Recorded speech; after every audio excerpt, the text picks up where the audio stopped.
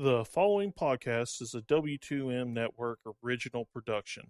Visit W2Mnet.com for all of our other great podcasts, plus news, reviews, articles, and opinions from the worlds of wrestling, video games, football, and entertainment.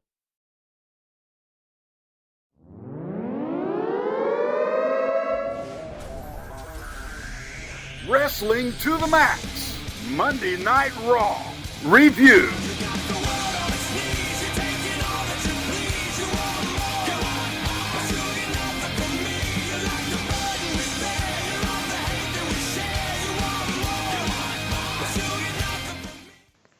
Welcome, everybody, to Wrestling Max's Raw Review for April 10th, 2017.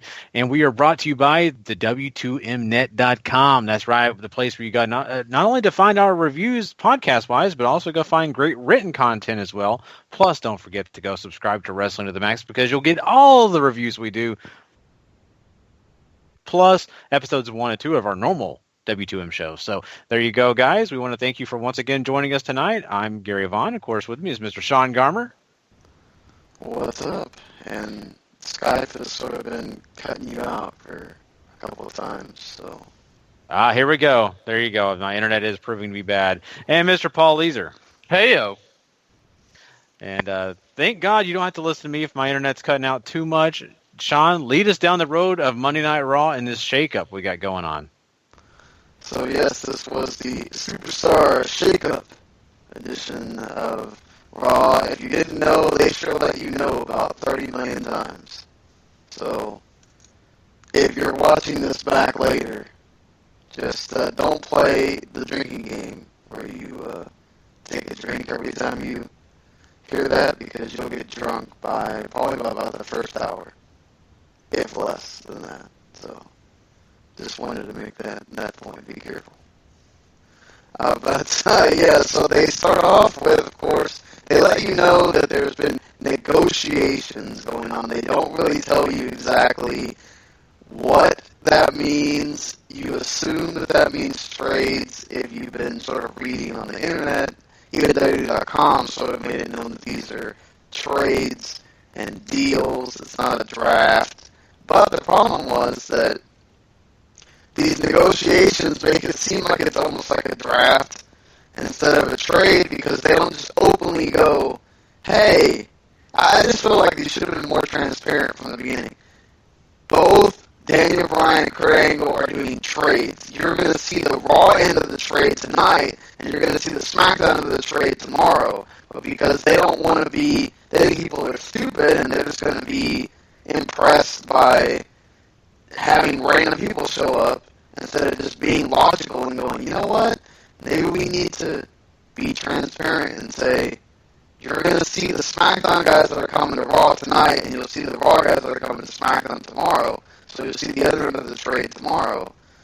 So that way you're not confused, but, you know, whatever. So either way, they have Miz and Maurice come out in John Cena and Nikki Bella gear, which I'm not going to complain, because that means they get to keep doing their shtick, which is still funny.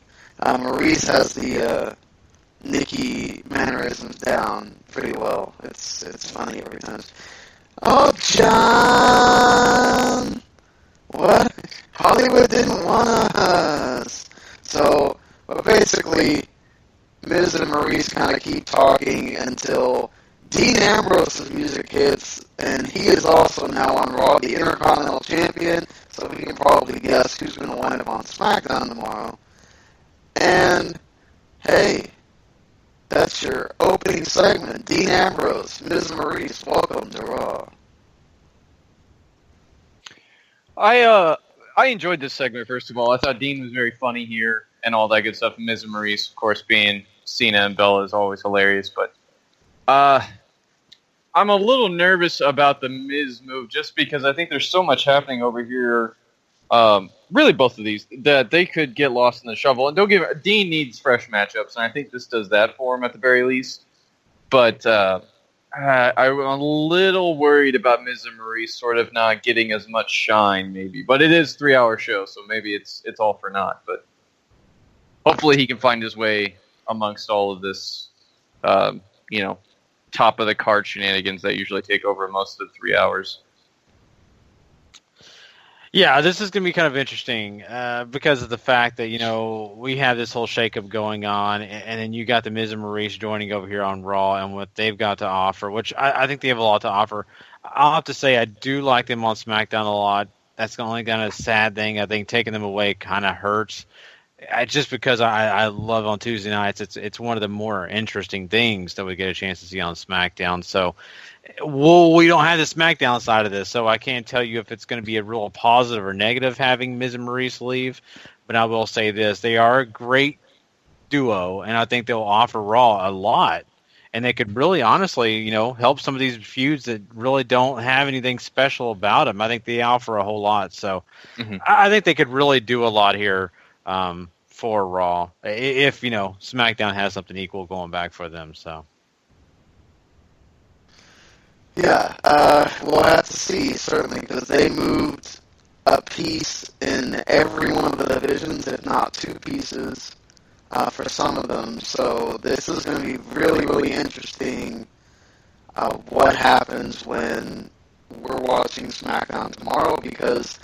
They announced them they even had one announced before the show started, Apollo Crews now on Raw. They announced later in some kind of clips that Kalisto finally on Raw, so this means he will probably be on 205 Live as well. Thank God somebody had a brain over there. And Rhino and Heath Slater are your former tag team champions that were announced before Raw that are showing up on Raw now. And I'm still waiting. Are we going to reform 3MB with Jinder Mahal and Rhinos in the Drew spot? That's what I'm waiting to happen. That 3MB music needs to hit. But Rhino's not doing anything. Why not? Right? But he just needs to look sexy. That's all he needs to do. You don't need. What do you think about these moves for Raw? A lot of like Kalisto, I think is the one that makes the most sense here. Just because he has 205 waiting for him there, or if they want to use him in mid cards or whatever else, that's fine. Apollo, I don't know if a change in venue is going to help him any, just because he's still lacking everything you need to make a character. And hopefully the extra time over here on Raw, and maybe some more people who will gel well with it, because there's a lot of work rate first guys over here too. Apollo can hopefully work with them and build something for himself other than just Guy Smiley. And yeah, I mean Heath Slater and Rhino. I mean, if they do 3MB, that's fine. I mean, you got to do something with Jinder at this point. I mean, he's just a guy that's get beat, and if you're moving Kurt Hawkins over here too.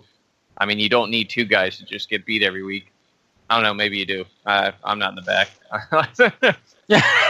Well, you do have to. Maybe they moved Jinder to SmackDown. Oh, God. Yeah, about that.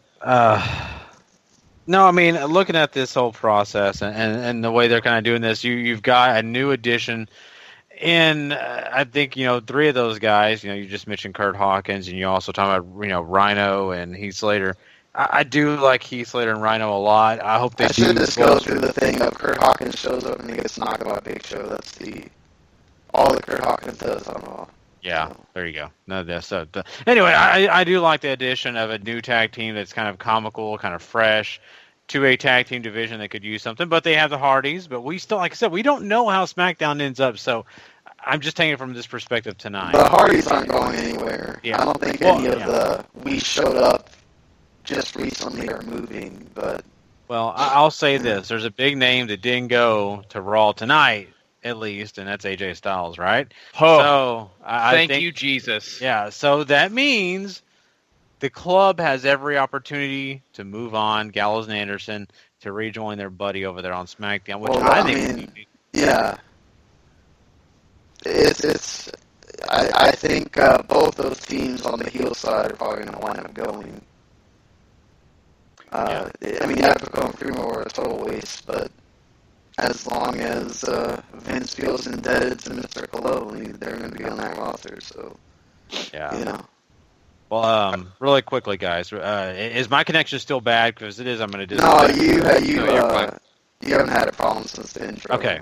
If it does, please let me know. I will disconnect. But go ahead, Paul. What were you going to say? I'm sorry. I think the injury to Kofi creates something interesting, too, because, I mean, the New Day aren't really doing much of anything, and I don't know if you want to leave them over here on Raw to get overshadowed by what you're going to do with the Hardys or what it looks like you're going to do with the Hardys. So maybe they get shifted in all of this, too. I mean, you lost a face team over on SmackDown. I think you have to replace that unless you're counting on banking on American Alpha for a long time. Well, technically, Raw or SmackDown lost the opportunity to select 3 tag teams because they didn't get Revival and they didn't get the Hardys either. So you really need to put at least 2 tag teams over there to balance things out. And I've heard a lot more about not that New Day is going to end, but that Big E might get a singles push and not so much we're going to be doing tag team New Day. And, this would be the time with Kofi out for 4.5 months to try it. Right. That's true. And you know what? And they can break up New Day if they want. It's kind of sad. And SmackDown would be a better spot for him to do that than Raw, where you got way too much going on. Oh, definitely. Yeah, because, let's be honest, Big E's going to get lost in the shuffle on Raw. It's going to happen. So Big E moving over to SmackDown and being a singles competitor, it's just there's more opportunity right there for him. And not only that, though, even if the whole entire New Day went and Big E just stepped aside from, being a tag team, still works because Kofi and Xavier Woods work great together. They could just be themselves, just be a tag team, and they don't have to be single superstars. They could just let their friend be the guy, right? And necessarily, they don't have to break up New Day to do this. They legitimately could have New Day still as a team. It's just one of them's not really hanging around doing the tag team stuff, right? So, yeah, I don't know. Xavier can just be a hype man for him, so. That's true, It's too. true. There's a lot, honestly, there's a lot New Day can offer. As singles competitors, as a tag team, as a hype man, as comedians, they're a well-rounded hybrid here. They can do everything. Any chance of Enzo and Cass instead of the club? That's if they don't do New Day, I think they move Enzo and Cass. And I think Enzo and Cass might be a better idea if you're not going to break up the teams, right? Because Enzo and Cass have an already guaranteed shtick. There's a lot of room for them to be the top guys on SmackDown if you want to do that too. And them and the Usos could be some good matches. Yeah, that's very true. Them and anybody is going to be good just from a perspective. The crowd's going to be into it and all that. But, we also got to remember SmackDown lost the Vaudevillains now, too, with Simon Gotch gone. So SmackDown really needs to repair that division. And with, nobody really, they can't move anybody from NXT to at least on the established tag team side to just have people either. So you're going to have to move more than one for sure on the tag team end. All right, maybe they move all 3. Yeah, they could. I mean, you've got, Breezango, American Alpha, Usos, Yep. What you hardly ever see, the Ascension. The Ascension. Is that it? That's all I can think of, unless with the move that And, they made on this Slade show. and Rhino gone, yeah. Unless a move on this show means they're going to redo, maybe pair up another couple of guys that are left on SmackDown, sort of in the wake of the Wyatt family. You could do that too. Well, yeah. I mean, technically, without Bray around, if what's his face is stuck on, he didn't say yes or no whether Eric Rowan comes with him by osmosis. I mean, he has the power to do that, I guess. But if Eric Rowan sticks around, maybe he finds his old friend Luke Harper, and they just team up just because. Who knows? I mean, what's cool about it is, and we'll find out more about SmackDown tomorrow. But the one thing I'll say is, if SmackDown becomes the show where the tag teams are rocking the biggest part of the show, I'm okay with that. We really need to see tag teams be better at this moment.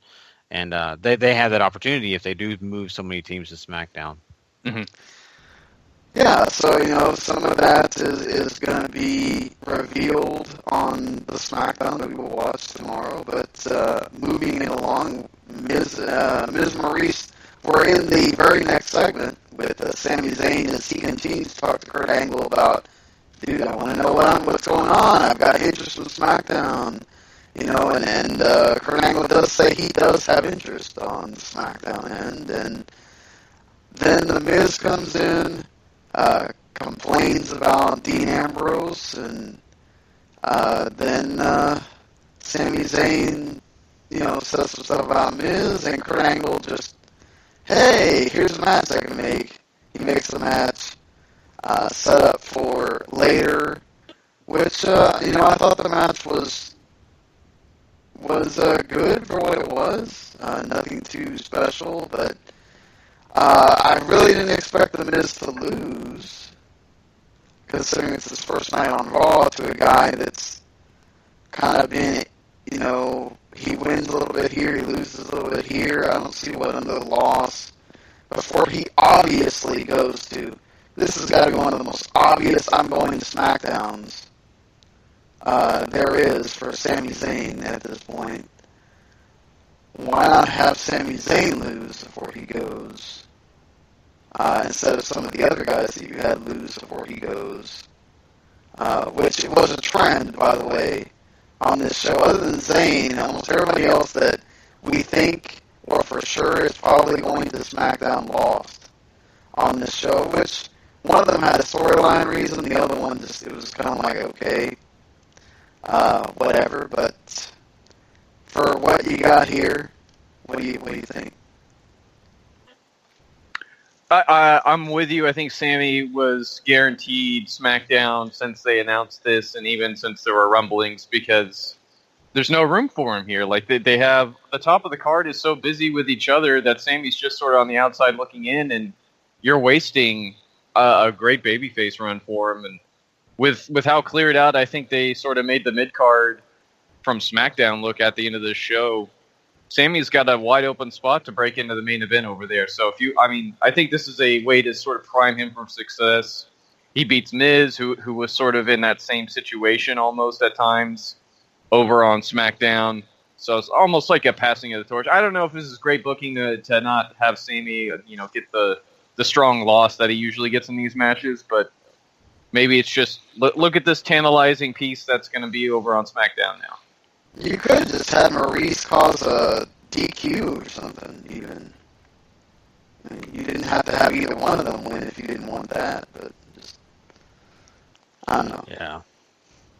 I don't know if they really, it doesn't make a lot of sense, but WWE doesn't have to make sense at all.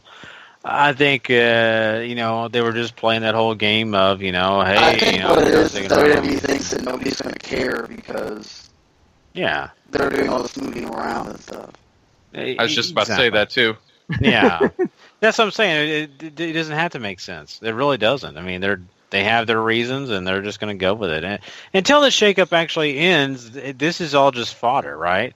I mean, because there's new feuds going to start taking place. There's new directions they're going. So kind of like our intro for Wrestling to the Max. I mean, honestly, I put an intro together.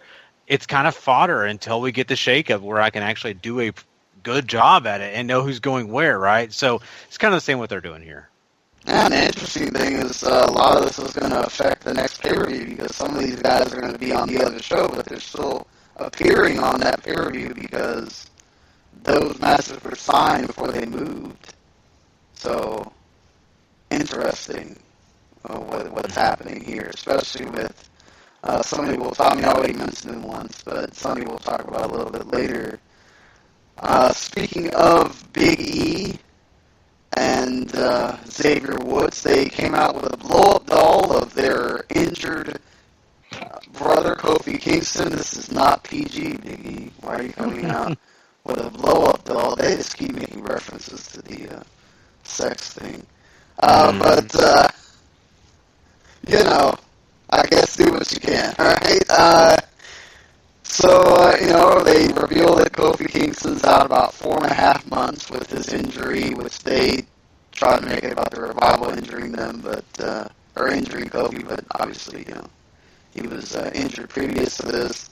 So now it's Big E and Xavier Woods taking on the Revival. Big E and Xavier kind of try to be the team, since they have so much with each other. They show some offense early. Revival do some of their tactics, but don't get the win. And then Xavier Woods gets really off. And he misses a couple of moves, almost kills himself on the Shatter Machine because I don't know whose fault that was, but he took it really late and just basically DDT'd himself. And the Revival wound up winning. And, hey, Revival 2 wins on the New Day in 2 weeks. Pretty good for them. Yeah. You know what? And they needed this because, they still need people to understand who they are, what they're about, because, they're now getting to that whole point of we're getting past WrestleMania weekend. Now you're getting into the crowd to, who are these guys? I don't know a lot about them, right? It's weird. I felt like you had, the NXT crew right there in the, sort of the back where you could hear them cheering for the Revival, and then, a bunch of, we don't know who these guys are. Yeah, so. That's my big thing. Because you went from a giant pop last week to, some of us know who they are, but some of us are just kind of staring, who are these guys? So them beating the New Day is good, but they need to continue on with their ways and being, these strong heels and just doing these dastardly things to really get people to understand who they are, maybe to boo them, to get behind them and all that. So they're going to need a little bit of that. They're going to need some more time to really kind of simmer here and get people to know who they are. And this is okay. I'm not complaining about it. I'm just saying this is where we get interesting because they've got to get to the point where people do care. And they got to start all over again now. Right. And I think this is a fine way to do it, right? I mean, if the New Day are indeed on the move, then them beating them and looking strong and taking their spot here is going to be just fine. And especially, I mean, it will suck that we can't really have the outlandish New Day against the bitter old school minded Revival here, who channeled Greg Valentine wonderfully here with the I Broke Kofi's ankle shirts. Props to them for that. And I mean, it's hopefully the Hardys get the broken gimmick back before they feud with the Revival, because that has money written all over it. Oh yeah, they definitely do. I'm really looking for big things from them. That's what makes me excited about this process. I wish I could fast forward, or I wish I could just educate every arena they go to, right? But yeah, you can't do that. But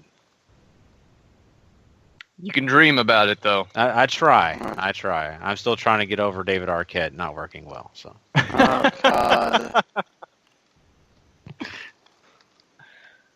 The champ is here, baby.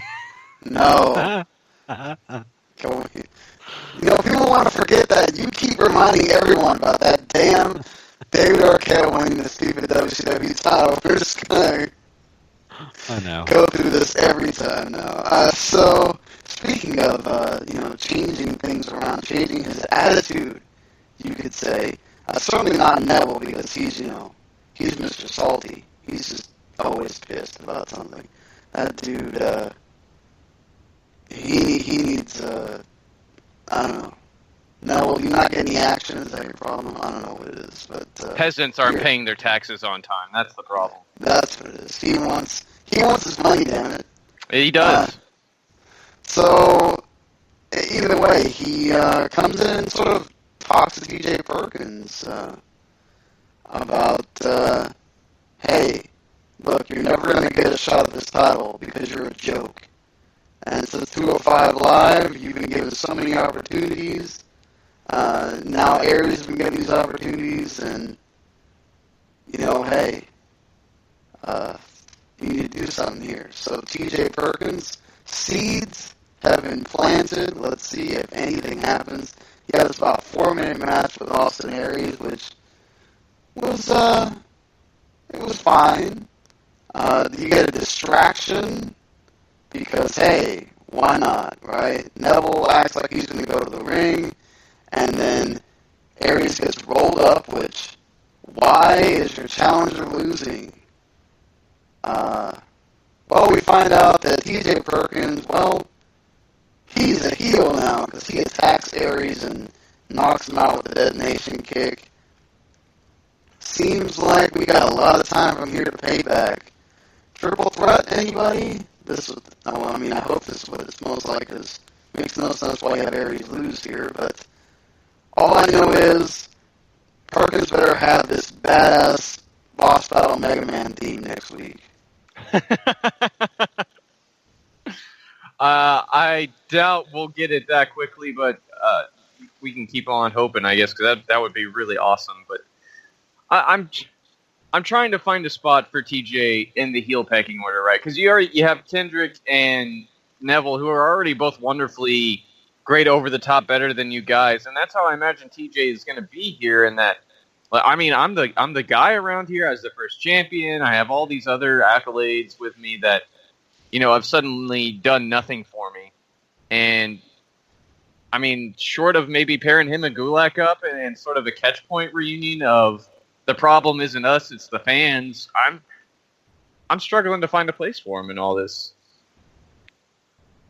TJP, a guy that, should have been a huge baby face, right? Is not really a guy that has gotten over very well with the crowd. People just have not cared. The biggest thing that I thought would really get over with the crowd is probably not really even a part of, any reason why they even care about the guy, and that's the video game stuff. I think that, at least him trying this, at least him getting him in this realm of, hey, okay, let's see, bad guy, and doing the things that maybe can get him, people to hate him, think he's a dork, but they still hate him. Maybe that'll work. I think this is kind of their last-ditch effort to see what they can do with him. And as talented as the guy is, he's got to get this right. He has to. He's got to find a way. Otherwise, they're going to move on, and you can't blame him. Sean, you mentioned the Mega Man music. I think that Super Mario Brothers, what's his name? Cougar? Or I can't remember the guy's name. The end Bowser. guy. Bowser. I would love that. Do-do-do-do-do-do. Do-do-do-do-do. I would love that music coming out. That'd be so awesome. Technically, I think that's the tunnel music. Is that the tunnel music? Whatever. Man. They should use the tunnel music then. Any of this music, I would love it. Well, that's what I was saying, because his first theme is sort of, it's a, takeoff of Mega Man, so you use one of and there's a zillion boss battles they can decide to take one of the boss's themes from and, do what they want with that. Like they did with Neville, where they kind of slowed his down so that they could do that too. I don't know you guys. I feel for Perkins. I really do, because he's finally got to his point. It's kind of his dream, right? Working for WWE, and now it's not going the way I think he wanted it to, and I don't think it's the way that I think even the company wanted him to go. I think they really thought he would be a lot more over than he is.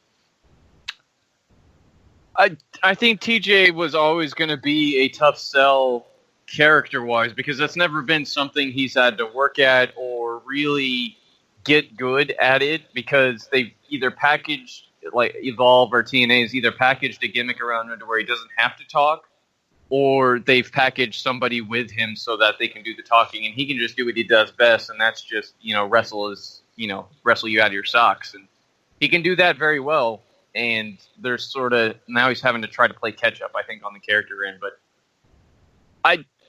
the great part about TJP is he's a great wrestler. And they don't really book to that strength so well on 205 or anything really since the CWC, where they haven't let them, or something has held them back from having these absolutely stellar matches that had everybody talking during the CWC. Yeah. Yeah, and we do have to think about one of the guys that was having those stellar matches constantly was one of them that's not there. So that's part of it. And I mean, they were also getting a lot more time on the CWC. Correct. When you get past the first round. So that's something they're not really getting outside of the fatal 4-ways and 5-ways and all that kind of stuff. Mm-hmm. Yeah. Maybe they should get a mask. Maybe they need to give him a mask. Maybe call him, I can't call him Manic. What else they could call him? I mean, well, they can't call him Suicide either. So, Panic. How about they call him Panic? There you go. Because he needs to panic about his career. It's about to end with WWE at least, if he doesn't get this right. well, certainly, but that is the thing. Your heels are supposed to go out there and be able to cut promos, and that's going to be a problem for him. So, I don't know. Let's hope that they get to work with him on the promos, and he can get better as it goes on. But you know what they say, practice makes perfect. You got to be able to actually have the time to go do it on TV to get better. If you never do, how are you supposed to get better? Yeah, so I tell my wife all the time.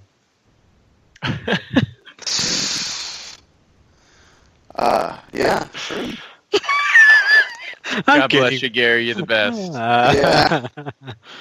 Just following George Strait, But anyway, move on. Trying not to go there. But, this would get really into Gary After Dark. I don't think people know about that stuff. But, or maybe they do, Yeah. But this isn't the show for that. Gary still needs to make that, even if it's like for 20 minutes, Gary needs to have that show happen. Yeah. So,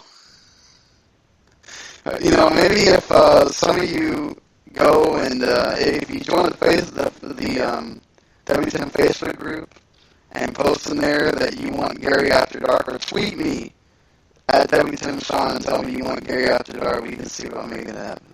But anyway, on to the rest of this show. Speaking of somebody talking, Seth Rollins does talk. We know he can do that. It took him a while. He had a lot of practice, and he got better. So, he has somebody to show. He has Neville to sit there and look at, too. But what did you do to get better on the microphone also when you turned TJP? Look at Seth Rollins, look at TJ and Neville here. So, Seth Rollins basically comes out to talk about, well, at Mania, I won. I was hurting, even though last week you were out there doing some flips, so that kind of contradicts yourself. But it's alright. This is WWE. We forget about what happened last week. But hey, he slayed the King of Kings, and then he put Stephanie through a table, and the crowd chanted, "Thank you, Seth," for that. Which, hey, you know what? Why not? She finally got her comeuppance. So normally you'd say something about it's a man hitting a woman, but Stephanie, you can almost make that it's sort of okay because she never gets attacked by any women. So whatever. But they sort of set this up almost like Seth Rollins doesn't know where he's going. Is he perhaps going to SmackDown or whatever? But Rollins says he doesn't want to go to SmackDown because he's got a lot of unfinished business on Raw. And Kurt Angle comes out to basically tell Seth that had Stephanie told him 2 weeks ago that she didn't want Seth on Raw, he'd be one of the guys traded right now, but because it happened after the Triple H match, Kurt Angle made it known that Seth Rollins is not getting traded. Joe attacks Seth, and then Joe and Rollins brawl, and Kurt Angle tries his best to separate them, but that ain't happening. So, hey, talking to someone that leads to a brawl to keep this feud with Joe and Rollins simmering. Yeah, and I think that's okay. We haven't really seen a whole ton from him. I think this is all well and good, pretty much some easy housekeeping here, and I think we need something more from Joe, though. He feels almost left out of this in a little bit of ways, just because we don't. All we know is that he injured Rollins' knee again, and he's Triple H's sort of hitman guy, and let's start building some character. Yeah, that's exactly the way I feel about it too, because Joe just seems like that side character, right? Mm-hmm. It's almost like watching your for your favorite TV show, and every once in a while you'll get this guy pop up. He's either the good guy or the bad guy, but he's not the main good guy or bad guy. And you just kind of think, well, if they got rid of him, then it wouldn't change anything. And right now, sadly, that's the way Samoa Joe feels. If he wasn't involved in the feud with Seth Rollins, you kind of don't care because there's not enough there. This is just a little bit to add to their feud, but not enough to really make you just get excited or have any feeling either way about it. Hopefully they build on that. Hopefully they do what they're going to do following this whole week of the shakeup stuff. But, they need to work on that really because I think, there's a lot of fans out there that love Samoa Joe. But we want to see them, love him even more for really what he can do.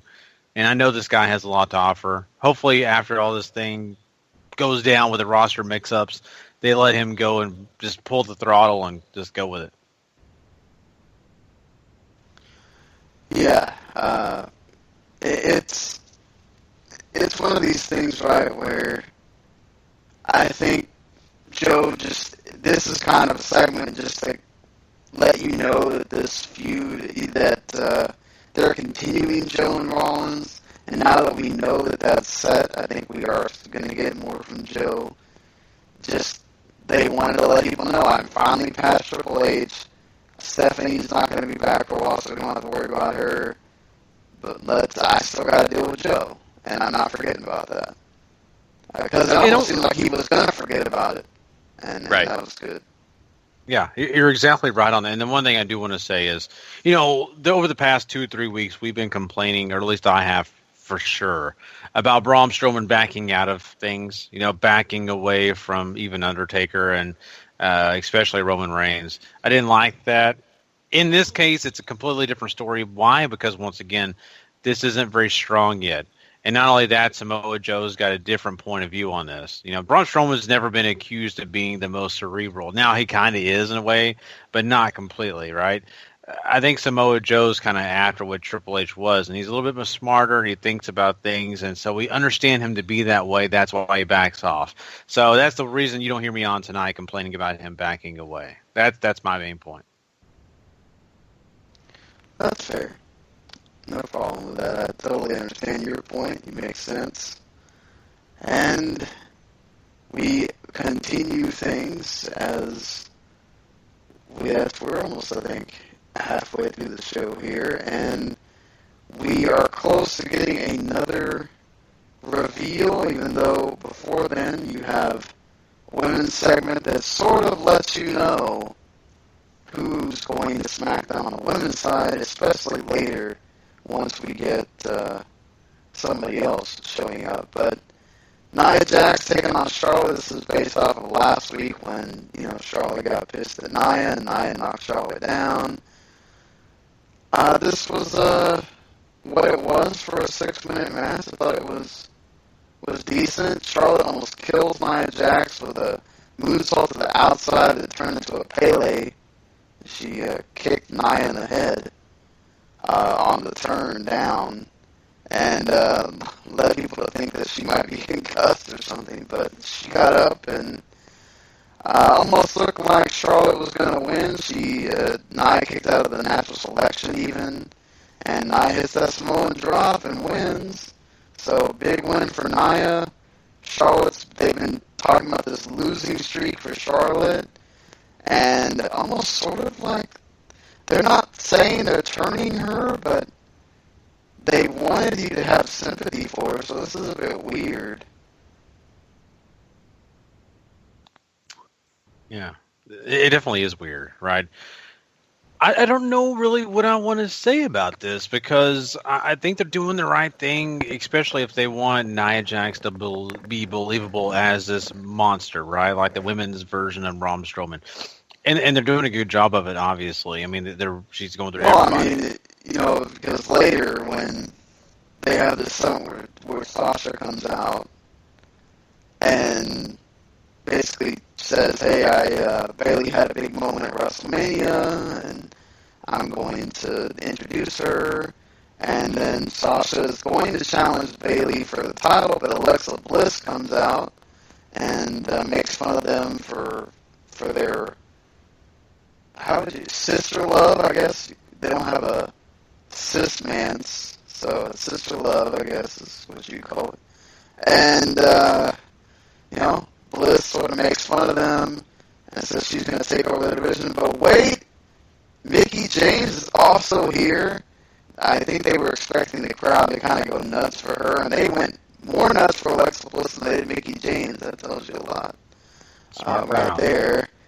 And then right when, Mickey's about to come in and we're going to start getting some old SmackDown versus Raw action, Nia Jax just comes in and lays out everybody except for Alexa Bliss.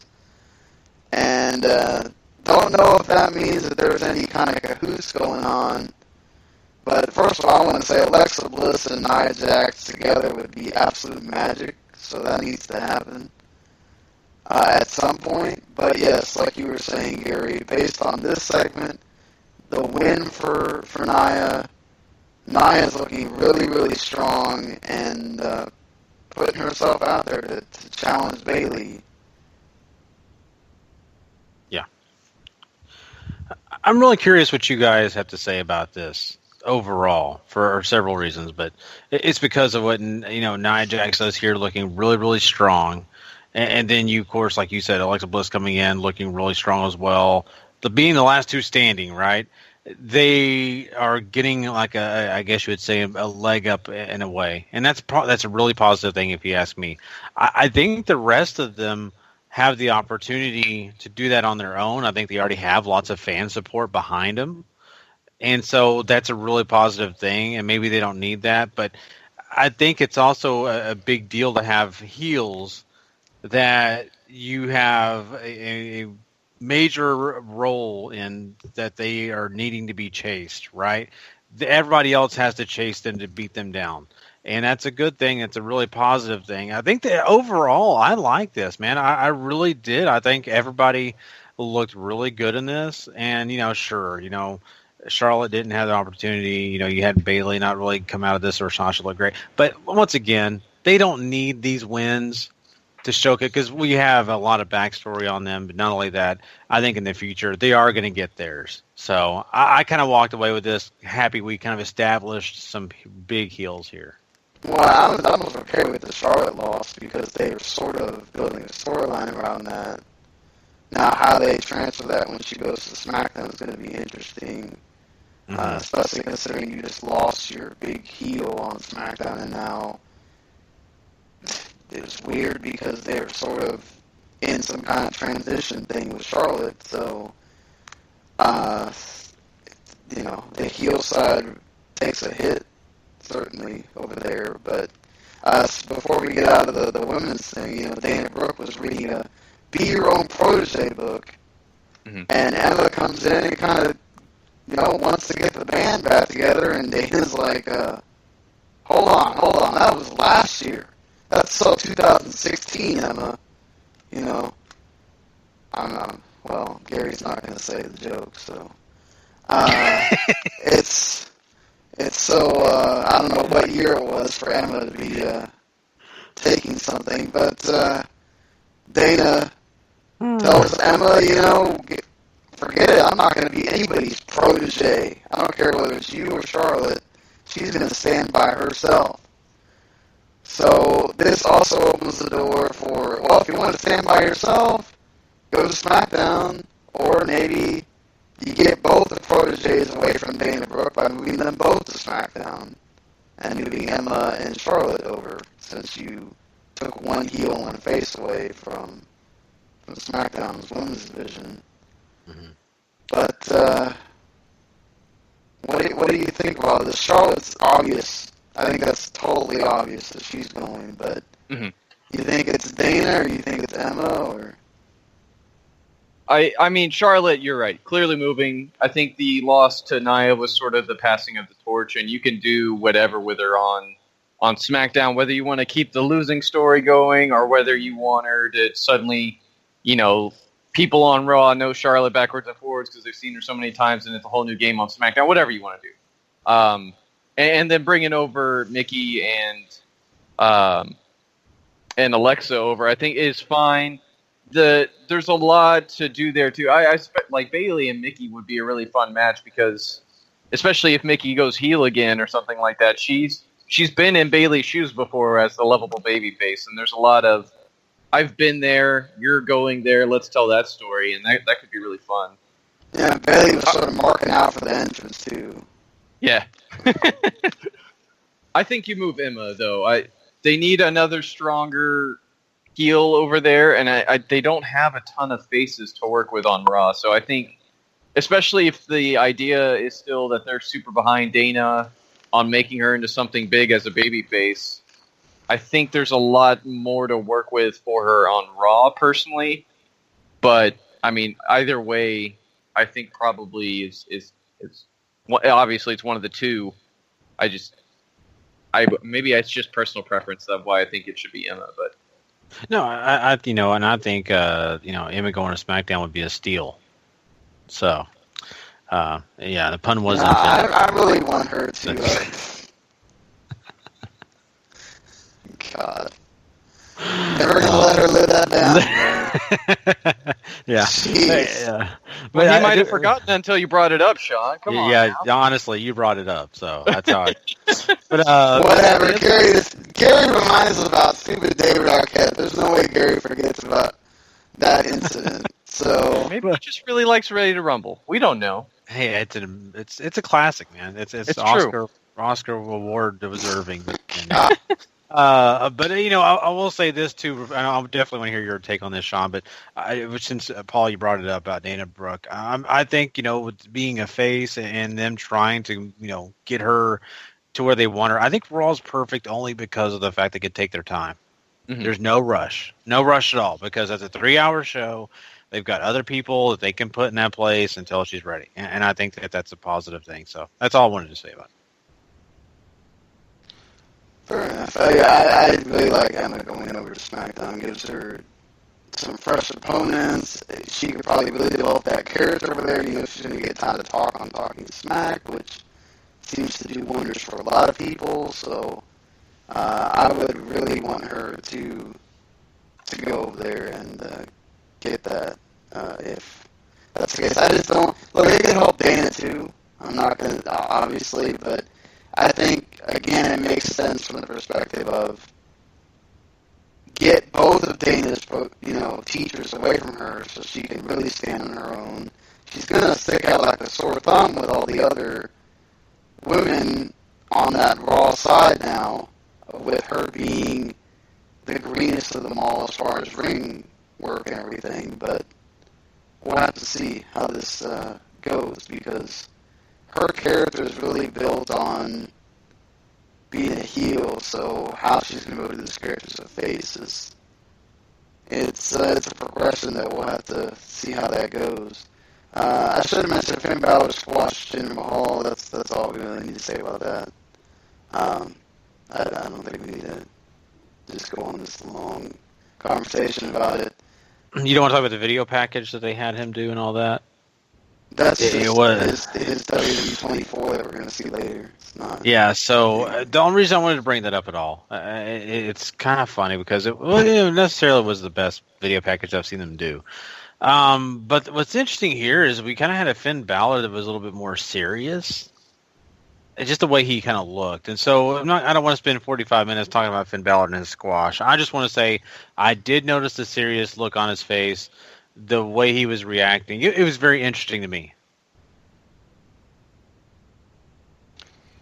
Yeah. No, I agree. And he did talk about how the fans being there for him really helped him and all that other stuff. So, that's good on his part. He's back now, singles action. So,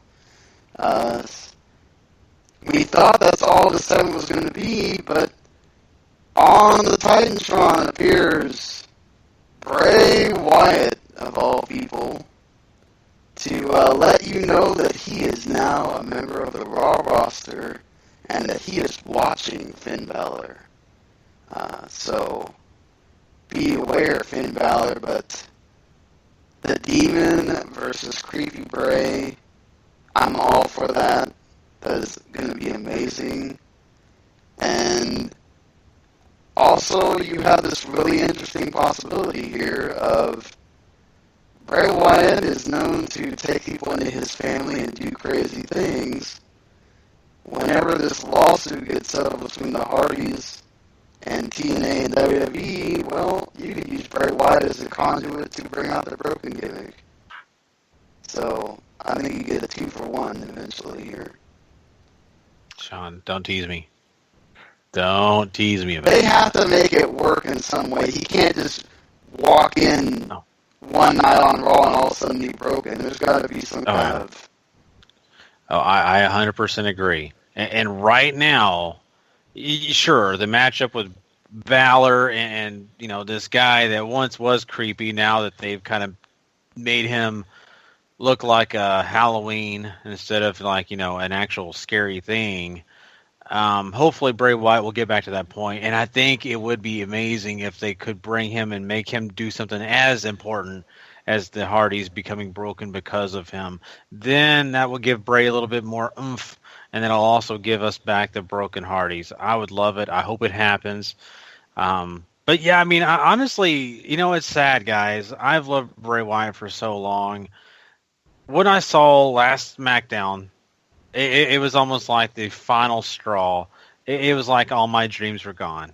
It's almost like my Bray Wyatt is no longer here. And I want it to get better. I don't know. I'm really terrified. I'm not sure I think a move for Bray works out well, right? You're separating him from the family again. It'd be really interesting to see if him and Braun have any interactions as far as all that goes. There's a lot of great matchups for him over here. There's not really anybody that does what he does on the roster. Because Finn is obviously only periodically creepy, and he's 24/7 creepy. And the feud should be based around him trying to bring out this demon and like trying to capture it or something. Like there's a lot of ways they can go with this to at least make it feel like that old Bray is still around. And without the cult thing, I don't know how well it's going to work. But they dialed up the supernatural stuff in the feud with Randy, and that seems the direction they want to go. Yeah, I really like that idea of him trying to either capture the demon or stop the demon or get the demon to come out of him or whatever. I really like that, and perhaps try to use it to his advantage or get Balor to come to his side or whatever it is. But definitely, if you're starting out with Finn Balor, it's because you're expecting this to be something. Mm-hmm. I think people know about. Obviously, the demon is there, and it creates that for Bray. It's a really interesting storyline if they do it right. So hopefully, it's just not some lame contrived thing to get. Oh well, we had to give you a reason why we're gonna have Demon Finn at the pay-per-view or whatever. And then, what do you guys think about the SmackDown WWE Championship is going to be on a Raw pay-per-view because the House of Horrors match, which WWE sent out a survey for, by the way, for asking people what they want to see in that match, which is hilarious to me. But, yeah. Is it crossing the line, or is it, well, this was signed before the shakeup, so we might as well go ahead and have it happen because it's also happening with Kevin Owens and Chris Jericho. That U.S. title match is still happening, even though you assume that tomorrow we're going to get Kevin Owens on SmackDown. Maybe. I wouldn't sell short the idea of Dean losing the Intercontinental Championship to Baron after the street fight last week either. But I don't know. Like, it's fine, especially with all the trades happening. It was made beforehand. It's sort of whatever, right? I mean, if it means you can get the matches out of the way faster and start refocusing on the brand efforts again, I think that's okay. And it's also because Brock's not going to be at that pay-per-view. Yeah, shocker. Yeah, sadly, you won't get to see him there. Yeah, I mean this is okay. I mean this makes sense. You've got to have something big with Brock not being there, so I think it's fine. Yeah, well, I mean, I saw a lot of uproar. People like, oh my God, we already have SmackDown looking terrible with their championship on a Raw pay-per-view. I was like, well, we're gonna have this with this shakeup thing. This is what's gonna be going on for now. So. It's not a long-term thing like you're saying, Sean, and it is what it is. I mean, it's not like this is going to be something just where it's going to ruin everything, and this is going to be a normal thing consistently. So, just let it happen, get past it. Yeah, just let it happen, and let's get past it. So, let's get past this 8-man tag that we have here: the Shining Stars and Gallows and Anderson take on Sheamus, Cesaro, and the Hardys. This was a fun little match.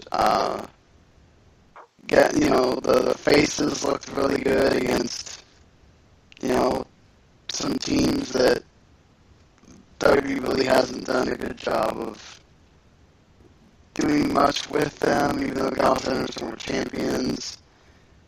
I still feel like we might get a reunited club over on SmackDown. And I heard Meltzer talking today about Epic going Primo over SmackDown bound to, I guess they fill that Bob Villain's role of having the tag team that nobody gives a crap about. But, they're not even telling us about Puerto Rico anymore. Come on. Live the hashtag Shining Stars. Yeah. This match is fun. I enjoy it. Gallows and Anderson I think they're the most obvious choice to go to SmackDown. What I took away from this is that, the Hardys and Sheamus and Cesaro, I'm really looking forward to that match now. Yeah, they work so well together. Sheamus and Cesaro are just getting so good with working with each other. And the Hardys, Jeff, I was scared for a little bit with that having to step on Matt's back to go to the outside senton thing. That he didn't get a lot of height on that, but he still nailed it, and props to him for that. They really need to just call his twist of fate a twist of stunner, because he doesn't get him on the ground like Matt does. So. Yeah. No, this all worked out the way it needed to, right? Nothing super spectacular. It's a fine match. The Hardys win. The crowd's happy. I think it's good, right? But outside of that, there's a lot of these guys going to be going over to SmackDown, and this is just a kind of a way to put it on to the next time we see them. Yeah. No doubt on that. And speaking of putting it on to SmackDown, we get your main event, which they made during the show because, nobody gives a crap about champion versus champion matches. Let's just do them, guys. These used to matter, Vince McMahon. Why can you not make these matter anymore?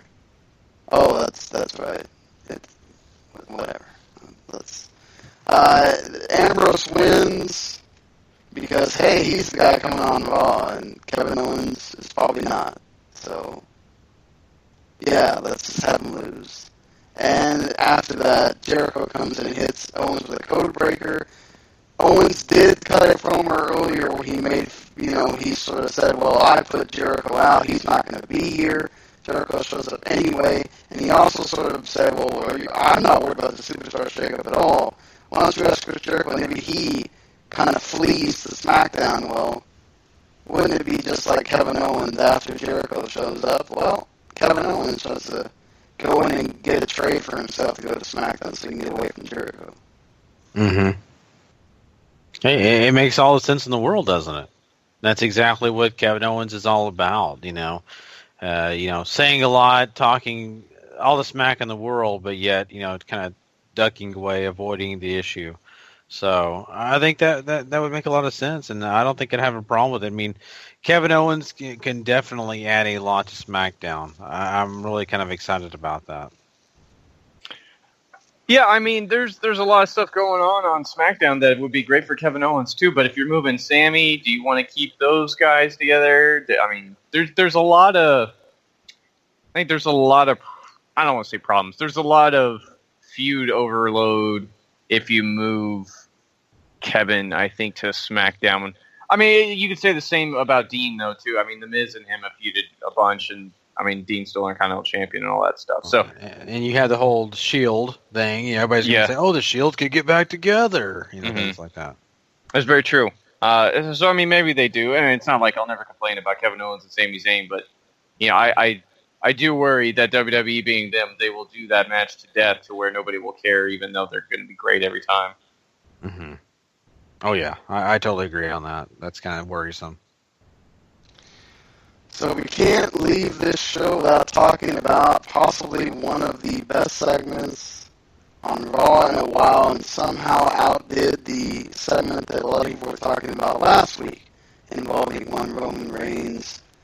So Roman Reigns, they try to do a backstage promo with Roman so that you don't hear the crowd being negative towards him. Well, too bad you can still hear it very loudly with the crowd chanting "Roman sucks" and probably other things that I wasn't paying attention to after we got the "Roman sucks." But thank you, Strowman. Yeah, no, this is during the interview. You could still hear the "Roman sucks," which he basically says that he didn't feel great about beating Taker, but it's the biggest win he's ever had, and he's not a big dog. Well, then Braun Strowman just shows up out of nowhere and beats the living crap out of Roman, and he tosses him in the air through a table. He just slams Roman through a freaking garage door, just everything. And he uses a production cart to slam him onto. The crowd is chanting, "Thank you, Strowman," very loudly. You can hear it through the backstage. There's no muting that was going to help this at all. Then he leaves, and they put Roman on a stretcher, put him into an ambulance, and then Braun shows up again, and it's like, "I'm not done with you," and he goes in and freaking hits Roman around again, and then he goes, and because he is a strong man, literally, he was a strong man winning competition winner, he pushes the ambulance over with his own bare hands, and you get a "You deserve it" chant from the crowd.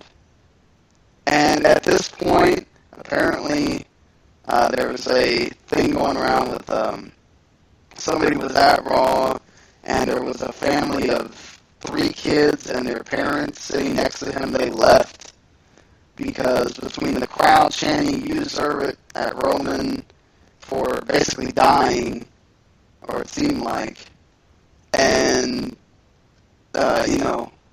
it's seeing Roman get hurt like that, the kids couldn't stop crying. They left. The parents had to leave because the kids would not stop crying. So,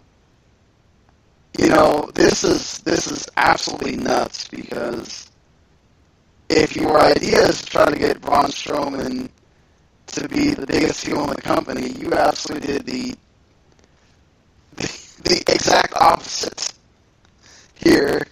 People are still booing Roman Reigns while he's getting obviously killed by someone, and they don't care. They just want to cheer for Braun Strowman. Yeah, I mean, we gave Randy Orton a lot of crap for essentially committing arson. This is attempted murder, like wholesale attempted murder here. This segment is, no matter, we take the crowd reaction away from this. This is a very powerful segment for Braun. One of those moments where it feels like he's established himself as one of those upper echelon stars now, just because, I mean, this is straight up brutal. Like, it's a very visceral, very, very brutal attack that I mean, you don't see this in WWE these days. Like, this is over the top, brutality, barbarism, whatever you want to call it, and it works great as far as generating sympathy. If it was anybody else but Roman, essentially, if this is Sami Zayn, if this is some other face, or if it's just somebody else the crowd would care about, you would have an instant heel in Braun. But that's not the way the crowds are working right now. And I mean, it's whatever. I mean, the idea is that at least Braun is over. And if that's what they want to take away from this, then that's great. But I feel bad for those kids, man. Like, what if this was us when we were, younger and just starting to get into wrestling, and, your hero gets the crap beat out of him, and it's not to a rain of boos. It's the crowd applauding, like Shawn Michaels or Bret Hart just wholesale getting murdered. And you could say Psycho Sid at the time was sort of getting that reaction too, but nowhere near this level that Braun is getting with Roman. Yeah, and I do feel bad for the kids too. I really do, because I understand, it's your favorite and it looks like they're getting killed. And especially if you're a little kid, you can't really discern the difference in some of those activities. Like, you really feel like this guy is getting hurt. You're not understanding all the backstage camera tricks and all the production that's into this, right? And to have the crowd just completely going for the other guy, that confusion itself. Yeah. With everybody around you is cheering for the other guy. That can make you cry too, because you're sitting there going, what's wrong here? He's dying, and everybody's happy about him dying. Like, this is so, talk about screwing your world up, Yeah, see, I come with the disadvantage of I was not a giant wrestling fan when I was 6-7 years old, okay? So I don't have the advantage of like you guys had at that time period. But I will say this, I don't know, if I was watching Bugs Bunny and Bugs Bunny was getting killed by Elmer Fudd, and it actually felt real, I probably would be pretty upset. Like, oh my God, that's not fair. Like, why is this happening? And then for like the people in the movie theater watching this with me, if this is a movie, let's just say, I would be like, what the heck is wrong with these people? It's Bugs Bunny. You're supposed to love this guy, right? And I think the same way goes for, Roman Reigns for these kids, because they love him so much and they see him getting put in this situation. But once again, remember what this is, guys. This is PG. This isn't G. This is PG, parental guidance, and the parents going into this need to explain to their kids. I don't know, but that beating was more violent, like PG-13. Yeah, I agree, but that's WB's fault, right? They should know better. But you need that, though. I agree. You need those moments where it's not PG, because if not, you're alienating the other audience, and it's alienating us. We're coming from a 7-year-old's perspective compared to us who are. But that's the point. Like, if you look at WWE's audience now, it's older people in their 40s and 50s. Like, the people in our age are not watching this, and then the people younger are not watching. Who's watching this? Women are watching WWE now. Mm-hmm. So it's and they're watching SmackDown more than Raw, but like. From all the ratings things that you get to get access to, whatever, it's apparently like kids, women, and the older fans that are still fans in their 50s. So they've lost that median audience that was there for a long period when they've had the boom periods or whatever, and you've got to do stuff sometimes to try to get them back, or to try to get them to pay attention. And those are the ones that at least seem to be there in the crowd. But they just don't seem to watch on TV. Yeah, exactly. I would say, because every wrestling event I've been to with WWE, I see guys in that age bracket all the time. I can tell you how much at TLC I'm standing in line. Yeah, sure. Those same guys I'm talking about have kids with them. I mean, so there's that part of it, but at the same point, they're still there. And I was having conversations with these guys, and they were talking about all the superstars. And sure, they talked about the Attitude Era and WCW more than they did now.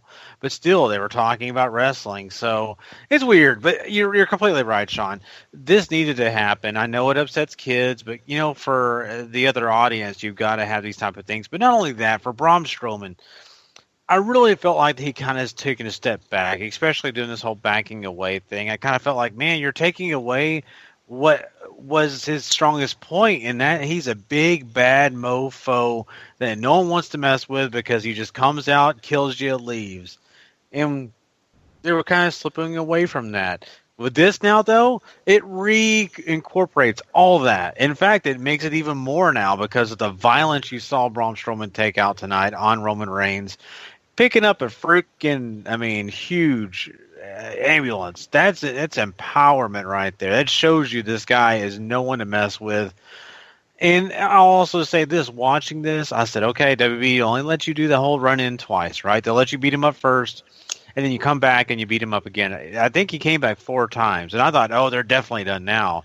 He even jumps in the ambulance, beats him up for the 4th time, and then turns it over. So with all that being said, this was great. I think it meant a lot for Braun Strowman. It also means something for Roman Reigns. And guys, kill me if you want. With Roman Reigns taking this, it makes me now kind of look at Roman Reigns in a different point of view of, okay, now I feel like I can sympathize with him. Mm-hmm. Now I feel like I can believe in Roman Reigns. Why can I believe in Roman Reigns? Because he's not John Cena. He's not Superman. He may do the Superman punch. Gary, come on. You know this is what this is going to turn into. What is it? Why are you sitting there believing the press? He's going to get this Superman comeback and beat Braun. Oh, yeah. There's no doubt about it. But he took the beating of a lifetime.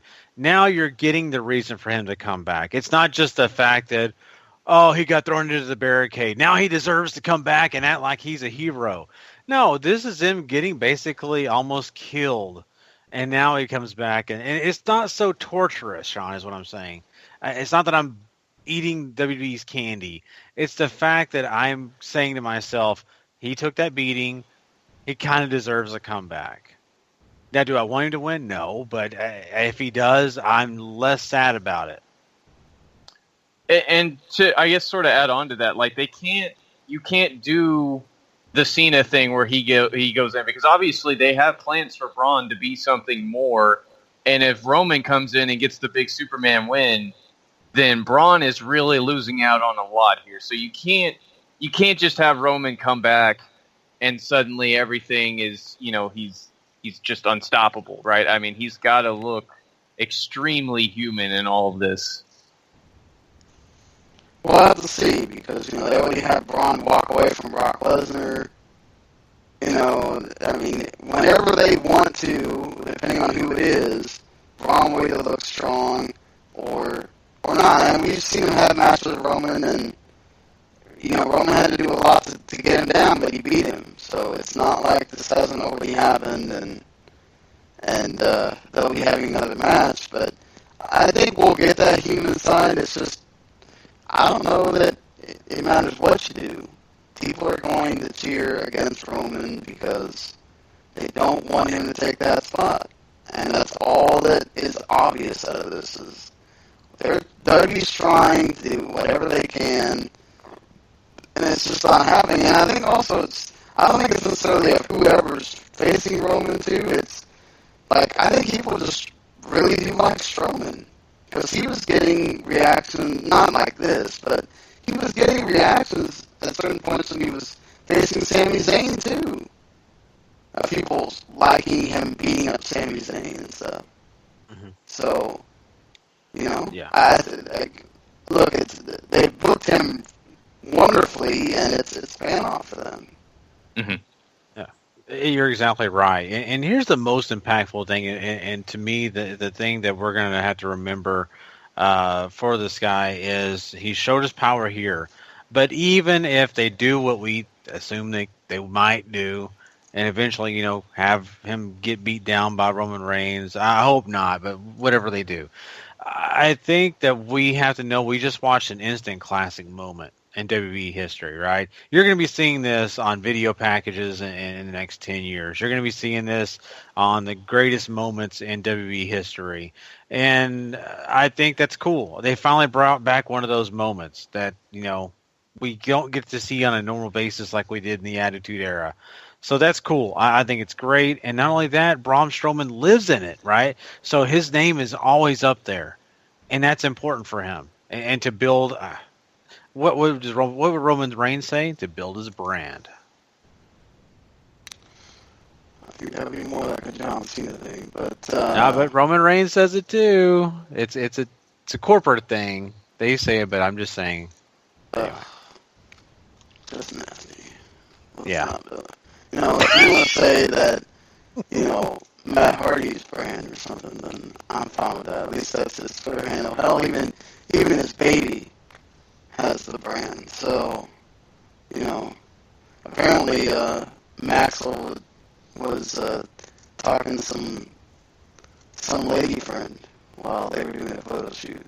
So he's already got game at his age. Uh-oh. So watch out. He is the king. He is the King Maxwell. It's true. So that's all for Raw. We gotta give the show a rating.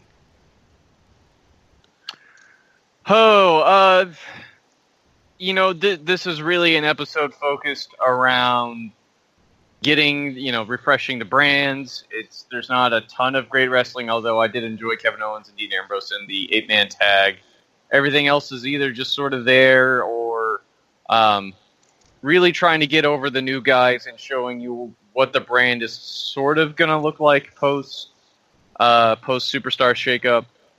I was interested in mostly everything they were doing, though, so 6.5. Yeah, for me, originally watching the show, I was going to give it a 5. But, with what they did with Braun Strowman, with that match, like, Paul just pointed out with Owens and Dean Ambrose, I think you got to give it a little bit more. I'll give it a 6. I'll go with a 6.5. I think you had some storyline stuff going on here. Charlotte's got her losing streak thing going on. Dana's got something. Nia looks strong throughout the episode. It leaves the door open for what's going to happen there. You've got Seth Rollins' deal with Joe got progressed. PJ Perkins' turn, which that's something new. And you got all the arrivals. So, it was a show that it didn't feel long. Certainly, it was a show that kind of flew by. Because they kind of had you watching to see who was going to be the next new person to show up, and they did that well. I thought they handled that well. They weren't very transparent on how they were doing this, and I think that hurts them in the end. But now we know how they're going to do this, and we know what to expect for SmackDown tomorrow, and that should be fun. And I guess since we're not doing another show until then, let's try this part 2 here. We did this last week, and then the technology did not work with us to do the part 1 episode, so we could have a Tuesday where we assess what has happened. So we're doing that again Tuesday night, Wrestling to the Max, episode 242, part 1, analyzing the Superstar Shakeup and all that stuff. But predictions time for SmackDown, because you only listen to this for the show. We kind of already talked about some people that seem like obvious ones, but let's lay them out here. So Charlotte, and you got to pick one. I've been still hearing people saying Sasha Banks' name out there. That could be the case. And I think her addition, because of the fact that I think her and Charlotte would do really good together, could be very interesting. But I think I lean more towards right now at this moment Sasha Banks versus Bayley. So I have a hard time believing that that could be the case. I think I'll go back to what we talked about originally. I think Emma would probably be the one for me personally, only because I think Sasha and Bailey is too big of a feud to miss out on. Yeah, I think they leave Sasha on Raw. She's going to have some fresh matchups coming in. She's going to have a heel turn that's expectedly in her future, and that seems to be the story they want to tell right now is Bailey and Sasha, and everybody else is sort of nipping at the heels. So I say I'm sticking with Emma being the one that they shoot over to SmackDown as far as the other lady goes. Yeah, I think it's Charlotte and Emma on that front, too. I think they're sort of biding their time. Nia Jax might overtake Sasha's claim and get the spot for Payback, and then they do this slow build to SummerSlam. If not another, I could see it going the total opposite of NXT, where they do have the one match as friends, and then they have the match as after Sasha turns, which you do at SummerSlam, and have the match as bitter enemies or whatever. So there's possibilities there for them. I really hope they go for that, but that feud deserves a big pay-per-view in there. It deserves to be at one of the big four, so hopefully that's what they are planning towards, but definitely can see Nia, with how she's been taking out everybody, getting the Payback spot pretty clearly. They've been doing this kind of slow build thing with Sasha and Bailey, so it makes sense to keep that going. The tag teams, we talked about various possibilities here. It seems like the new folks, they're not going anywhere, you know. Hardy Boys Survival, they're staying. Cesaro and Sheamus, because they're challenging for those titles, are staying as well. But almost anybody else could be fair game on that Raw side with that teams. Yeah, I mean, I think Gallus and Anderson, probably pretty definite at this point. I think after that, it's open field. I'll stick with the New Day. Well, with AJ sort of turning face, wouldn't that kind of... You wouldn't really be doing a club reunion then if you're... I mean, I guess you don't have to do it at all. They can be on the same show and not acknowledge each other, but... Mm-hmm. And AJ doesn't necessarily have to be face after that. He could just give Shane his respect. That way they don't have to touch on AJ still hounding him for whatever or anything like that. Like, AJ's proved his worth now, right? He can still be a heel and as cocky as ever and up the game, especially with Shinsuke over there now and Randy as the champ. Like, you have faces for him to fight, and especially to bring over Sammy. Like, that, give me that. AJ versus Sami Zayn till I die. Please. Yeah. Fight forever. Yeah. Yeah. Literally forever until Paul just dies. Yeah, literally. Make it happen. And until Paul takes his gloves and hat off and, the trench coat and everything. I'll leave him in the ring. Yeah, he will. I knew he would. No, I mean, really, honestly, I think that, you guys aren't far off on that. And not only that, AJ, could totally go babyface if they really wanted him to. The club comes over, they don't really interact a lot, and then out of nowhere one day when AJ turns again, there you go. They're right there and available if you want to do it. Or, just have it the way we thought maybe, and it's just AJ and the club just joins up. So who knows? Who knows what they're going to do? But I think definitely without any really second guessing, I'm for sure going to throw my pick for those guys to move over. And also, I mean, I know Paul thinks the New Day, that could be a very big possibility. I still see Enzo and Kaz as being two guys that really do need to move over to SmackDown. I think they do. Not only that, it's because the Hardys are right now huge baby faces, and they're going to overshadow Enzo and Kaz all day long. Mm-hmm. So they need to move so they can be their own thing, and no one has to compare them, and they don't have to be in the same tag matches. Yeah. I'm going to say that they're going to still do New Day because I think the prospect of a Big E singles run would be really good for him, really good for SmackDown, and kind of gives you already have, these people get behind him. I mean, the dude was wearing freaking child's rain boots in the ring. honestly. That's what it looked like he was wearing tonight. But he has all the things that Apollo Crews doesn't. If you want and let's be honest, they do. They don't play around, and then we didn't talk about this, but they switched Byron Saxton and David Otunga. If Vince goes through this thing about always needing to have an African American announcer on the panel, you don't think he wants an African American star? Big E is your best chance for that right now. So, and the best chance for him to do that at all is on SmackDown.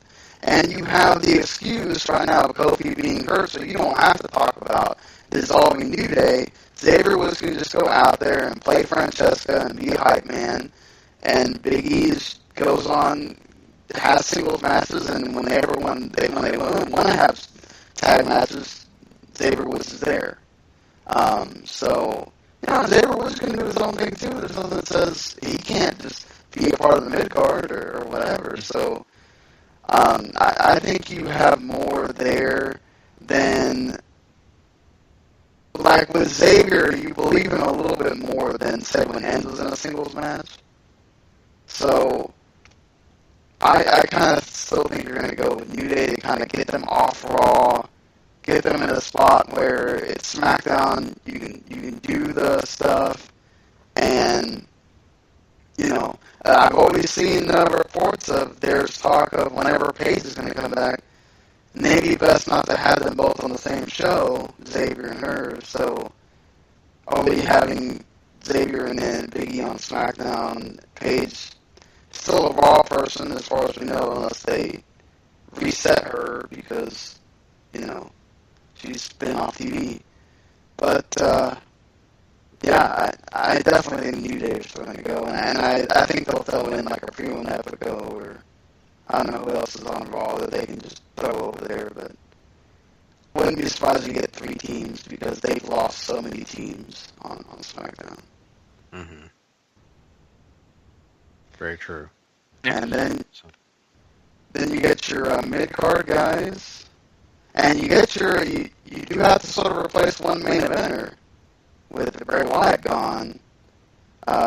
You kind of have the one coming over with Kevin Owens replacing Dean, you would expect, but you gotta find replacements for The Miz and Bray Wyatt. Those are some big replacements. You gotta have with John Cena being gone for a while now too. It's like Shinsuke, Randy, AJ, and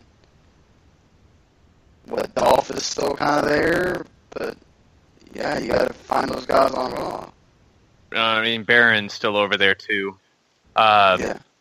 I think, what you've done with SmackDown essentially is move over a lot of their dead weight in the mid card over to Raw, and it's opened things up massively. So if they move the New Day over there, you can have Big E or even Enzo and Cass, who to some degree we talk about all the time how if they want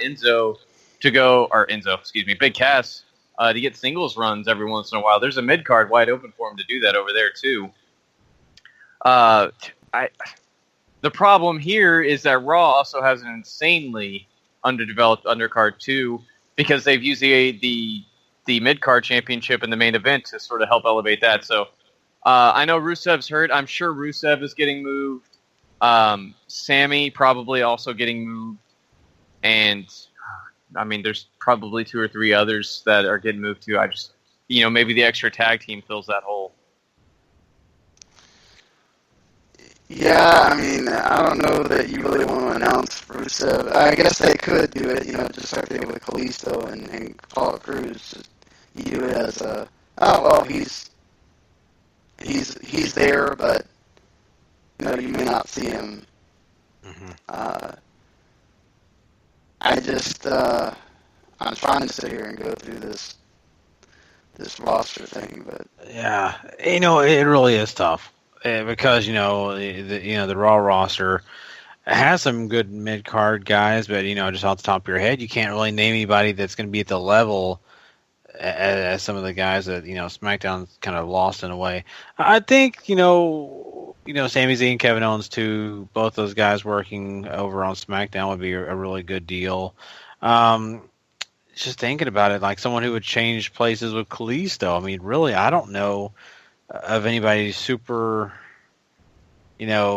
spectacular that could take his place. I mean, it's really, really hard. So, but I think they'll surprise us. I think we'll get some nice surprises tomorrow. I'm really concerned about this David Otunga and Brian Saxton thing, though. I want to say that before I forget. I'm still hearing today that people are thinking that we didn't see Almost debut. He could still debut tomorrow. Ooh. Yeah, so that could be the case. So, all right, Truth probably get moved. Oh, I forgot about Truth and Goldust. Yeah, Truth and Goldust, and Darren Young is still listed on here too, even though he's hurt. I feel like Darren Young would just be like, why the hell are we even? I mean, I'm sure. I mean, Bo Dallas is still over here on Raw. I think Baby Curtis Axel still over here too. So could be some of those guys getting shuffled around. Yeah, true that. We forgot to mention the Drifter walking around in the crowd too. Yeah, what the heck was that about? Yeah, what was that? Hey, they acknowledged him on Raw. So, and Corey Graves, about he had a crazy hissy fit seeing him too. So. It's I guess they are going to have him debut. Just they're going their own way about it. So I don't have a problem with it. I wish it was El Vagabundo, but beggars can't be choosers. I guess. That's true. So I hope that maybe we get the surprise of JBL moving over to Raw. And get Corey Graves on SmackDown. He's already got to be there for 205 Live. He has a great rapport with Tom. And you can have JBL over there with his buddy Michael Cole, where he can be a bully and Michael Cole doesn't care. So that's true. And he knows he can't bully Otunga because he's a lawyer. So he was already bullying Otunga, but I mean...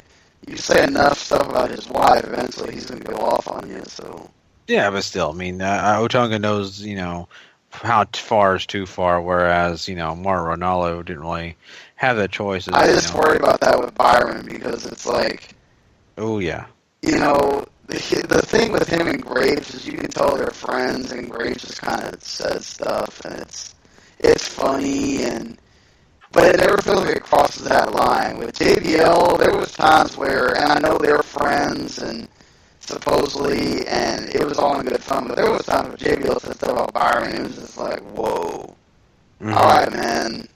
Like, hey, we're getting a little too close for comfort here. Very true. So... who knows what's going to happen with that? I just, for Byron Saxton's sake, I really hope that JBL doesn't get moved over. Do you think Renee Young, who's over there with Ambrose Raw? They've had her be pretty fluid no matter what. Whenever they do decide to do Raw talk, she shows up. Whenever, I mean, what if they don't keep talking smack anymore? Because a lot of the guys who were great on there got moved over to Raw. So, it sucks. I love talking smack. We'll just have to wait and see. Yeah, definitely. So it's going to be interesting. All these moving pieces, the way everything's kind of shifting, I think it's definitely going to help in the long run. But right now, we've just got to get used to it and get comfortable with it. Do you think they could maybe move one of the 205 guys out of 205 and put him on? That thought had crossed my mind. Who do you move? Jack Gallagher might be ending up on the UK show. It's hard for me to, unless they decide to move Neville or something, like there's nobody over there I think that would make you go, oh my gosh, this is such a huge deal. Yeah. I don't know that it's like such a huge deal, but I would love for like Tozawa to get off there and be on SmackDown. But that'd be cool. Mm-hmm. Or I think Rich Swann would be great for that too, but we'll see, certainly. For sure. So If anybody wants to find out, what actually is going to happen and hear us talk about it, you don't need to forget that we do have that SmackDown Live review we'll be doing. Plus, we'll also be doing 205 Live review on Tuesday night, along with Wrestling to the Max episode 242, part 1. That's right. We're going to give you guys a night of full party of W2M. It's going to be a blast. We're saving, like I said, that episode. Paul and Sean and I kind of discussed it and said, you know what, let's wait till this shakeup happens, get it all out there, and then we can review and really get down and dirty about what we think the future is going to look like with this new roster shakeup, and really, talk about our, maybe some future thoughts and the way that WWE is going to run things. Also, don't forget to go check out all our other content. Make sure you go check out W2Mnet.com. That'll give you all the podcasts, give you all the content that we have to offer, plus a lot more. Also, like we always tell you, subscribe to Wrestling to the Max if you want to get everything that we do right in your iTunes dock or wherever other place that you get your podcasts. Make sure you go subscribe there at Wrestling to the Max. Besides that, guys, we are done tonight. We thank you once again for joining us, and we will see everybody down the road. Until then, though, if you're not living life to the max, Not living life at all. You know it. later. The following podcast is a W2M Network original production. Visit W2Mnet.com for all of our other great podcasts, plus news, reviews, articles, and opinions from the worlds of wrestling, video games, football, and entertainment.